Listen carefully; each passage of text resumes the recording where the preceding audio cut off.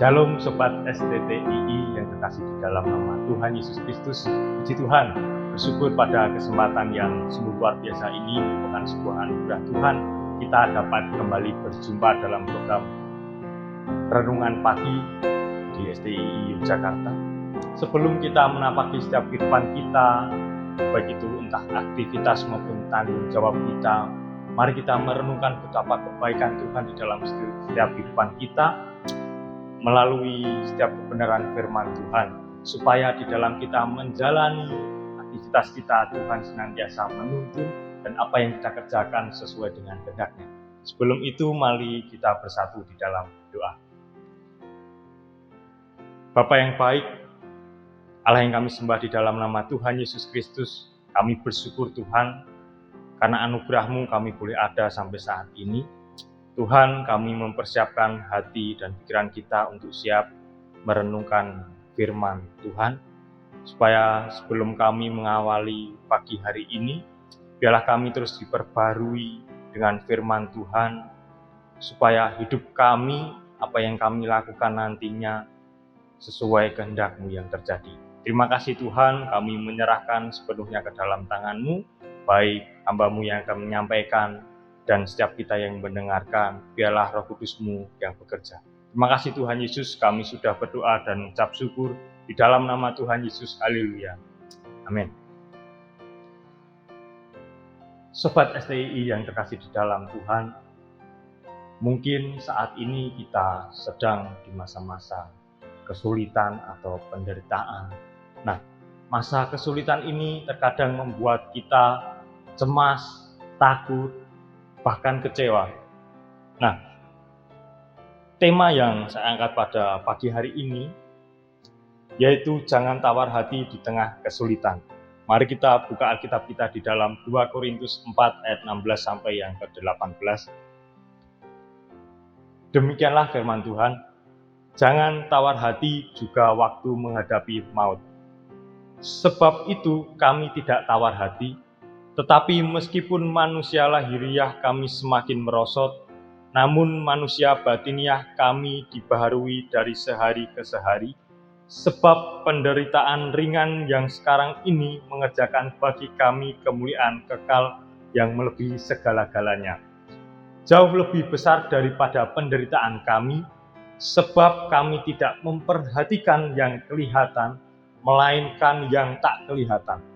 Karena yang kelihatan adalah sementara, sedangkan yang tak kelihatan adalah kekal. Amin.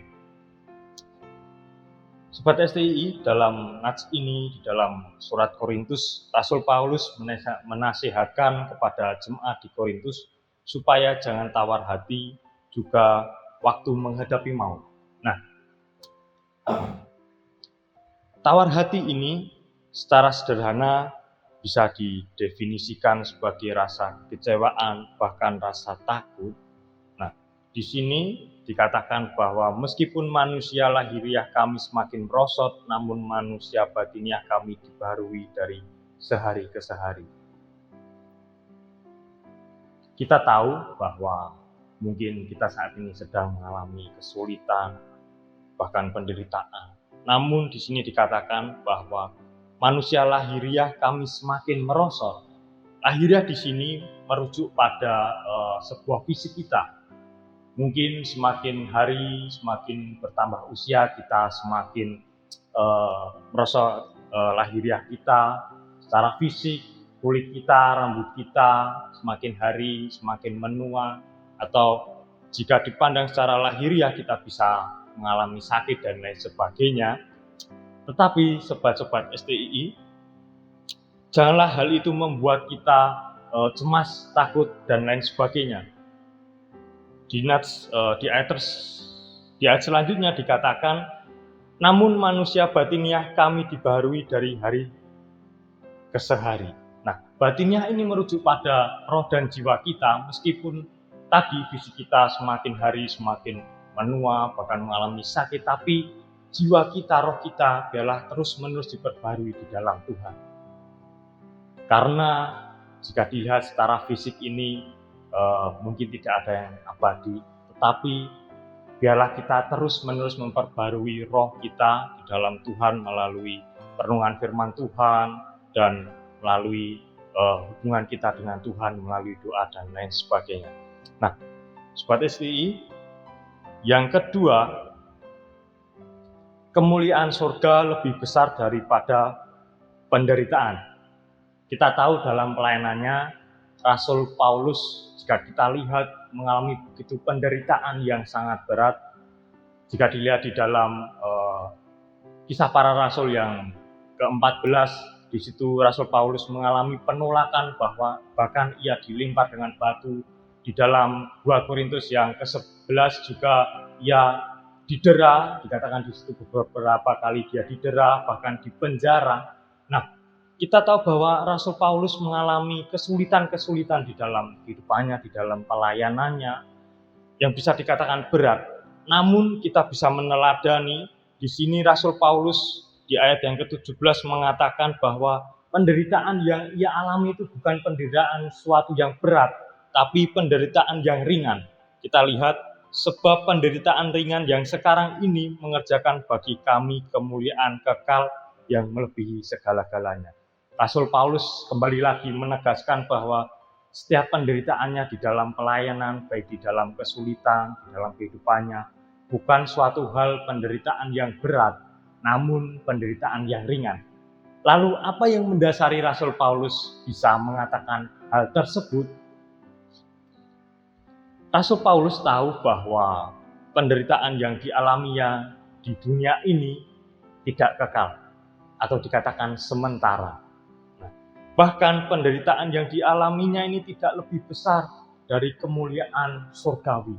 Nah, maka kita bisa meneladani dari Rasul Paulus ini, kita bisa belajar bahwa setiap kesulitan di dalam kehidupan kita, jangan seolah-olah kita beranggapan bahwa sangat besar apa yang kita alami sehingga membuat kita down, sehingga membuat kita cemas, takut, dan tawar hati, dan lain sebagainya.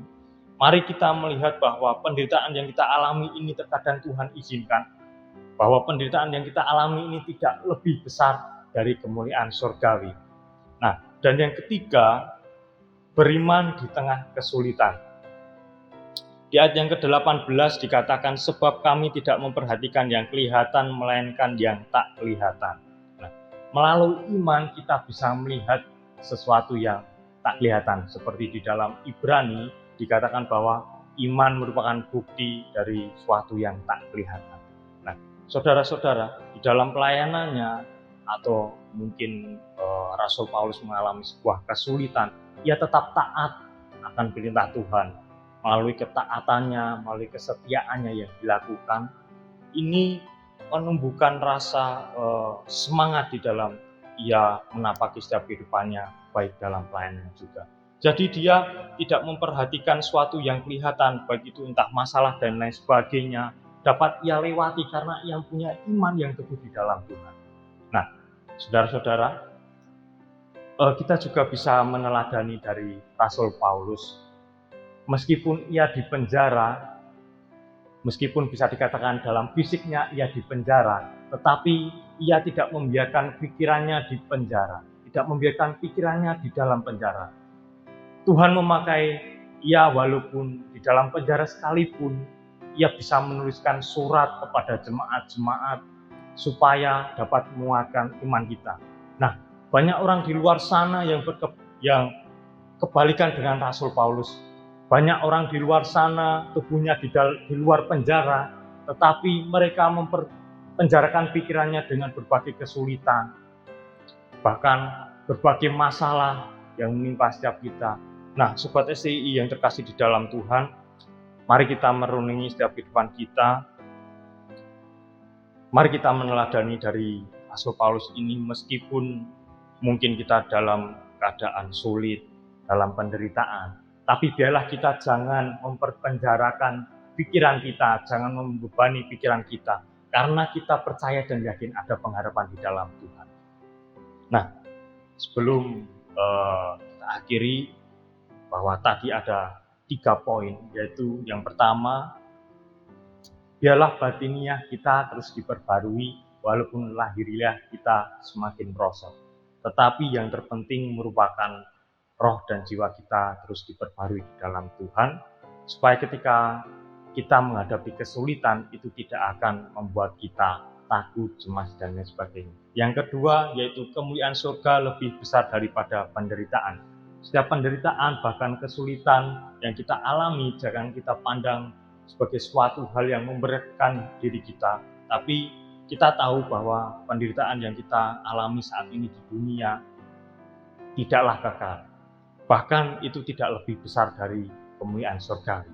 Dan yang ketiga, beriman di tengah kesulitan. Marilah kita terus menumbuhkan iman kita di dalam Kristus, supaya dengan iman kita tidak dapat digoyahkan walaupun dalam keadaan kesulitan. Amin. Mari kita bersatu dalam doa. Bapa yang baik, terima kasih Tuhan untuk kebenaran firman-Mu. Terima kasih untuk kebaikan-Mu di dalam setiap kehidupan kami, supaya kami terus diajarkan bahwa ada pengharapan di dalam Tuhan, supaya kami jangan tawar hati di tengah setiap kesulitan-kesulitan yang kami hadapi. Tuhan, ajari kami juga terus beriman di dalam-Mu, melalui iman kami terus dikuatkan sekalipun kami sedang dalam keadaan kesulitan.